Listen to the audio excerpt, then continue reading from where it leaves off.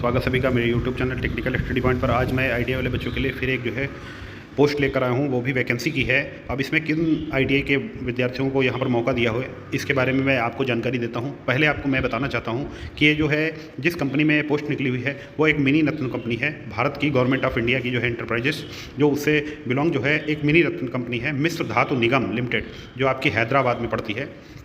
तो इस कंपनी में किन लोगों को मौका दिया है, किन ट्रेड वालों को मौका दिया है यहाँ पर, तो मेरा जो प्रेफरेंस रहता है वो आईटीआई के कैंडिडेट्स के लिए रहता है। लेकिन मैं सभी पोस्टों को बता देता हूँ, चाहे वो बीटेक डिप्लोमा संबंधित हो, चाहे बीटेक संबंधित हो, चाहे आईटीआई संबंधित हो।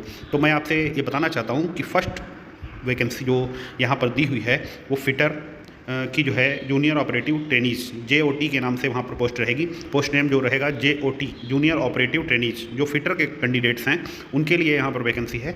लगभग जो है उनकी सैलरी जो WG2 में जाएगी, तो यहाँ पर उनकी सैलरी लगभग रहेगी 20,000 रुपये।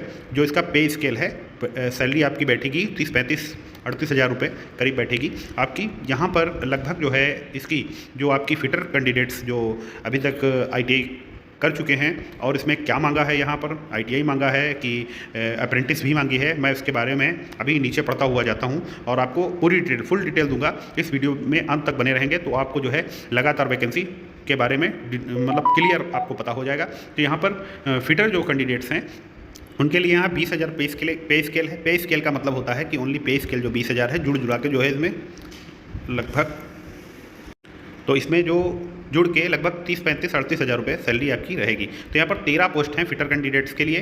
तो इसमें जो है जनरल की 6 पोस्ट हैं, EWS की 1 पोस्ट है, OBC की 3 पोस्ट हैं, SC की 2 पोस्ट हैं और ST की यहाँ पर 1 पोस्ट है। उसके बाद सेकंड नंबर पर यहाँ पर दिया हुआ है वेल्डर। जो कैंडिडेट्स आईटीआई से वेल्डर ट्रेड से कर रखे हैं, आईटीआई जिन लोगों ने कर रखी है आईटीआई वेल्डर ट्रेड से, तो उनके लिए भी यही पे स्केल है 20,000 रुपये पे स्केल। लगभग सैलरी आपकी मैं बता चुका हूँ 30-35-38 हज़ार तक बैठेगी। तो यहाँ पर उनकी 2 पोस्ट हैं, एक जनरल की है और एक OBC की है।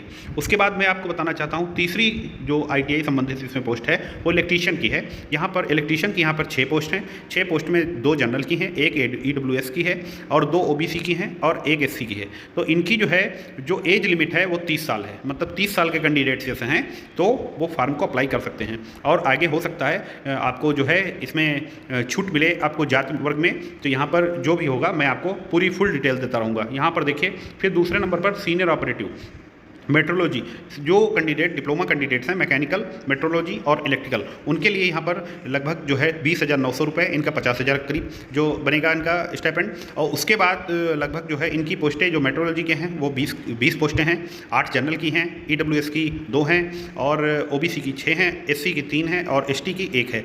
यहाँ पर मैकेनिकल जो डिप्लोमा कर रखा है जिन लोगों ने, उनकी 10 पोस्टें हैं, या जनरल की 4 हैं, EWS की 1 है, OBC की 2 हैं और SC की 2, ST की 1। और यहाँ पर इलेक्ट्रिकल जो कैंडिडेट्स हैं उनकी यहाँ पर जनरल की 2 हैं और SC की 1 है। तो यहाँ पर इनकी जो एज लिमिट है वो लगभग 35 साल है।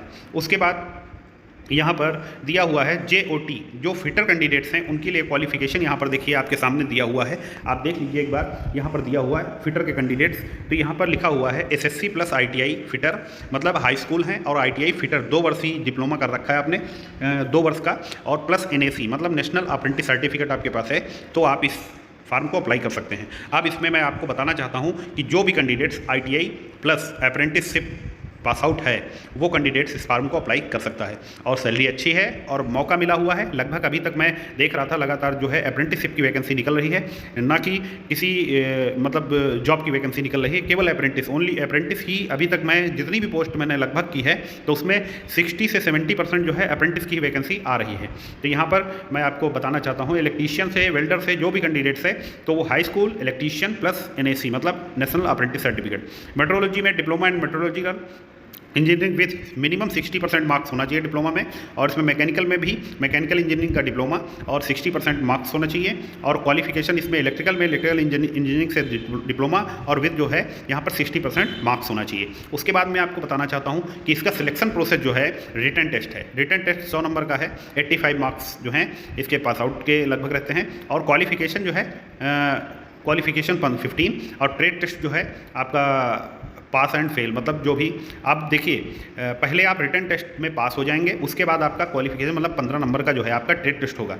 मतलब आपको जो है ट्रेड टेस्ट के लिए बुलाया जाएगा, जो आपको प्रैक्टिकल जिसको बोलते हैं, प्रैक्टिकल के आधार पर आपका जो है क्लियर होगा। जैसे मैंने आपको एक पोस्ट दी थी DRDO की, सेम वही प्रोसेस इसमें भी रहेगा। रिटन टेस्ट पास करने के बाद आपको प्रैक्टिकल भी पास करना होगा, स्किल दिखानी होगी, स्किल में आप पास हो गए तो आपकी ये जॉब क्लियर हो जाएगी। तो इसमें जो भी कैंडिडेट्स अप्लाई करना चाहता है वो 18/10/2023 के हिसाब से जो है यहाँ पर 30 साल में हो, ITI कैंडिडेट्स और डिप्लोमा कैंडिडेट्स 35 साल के अंदर हो।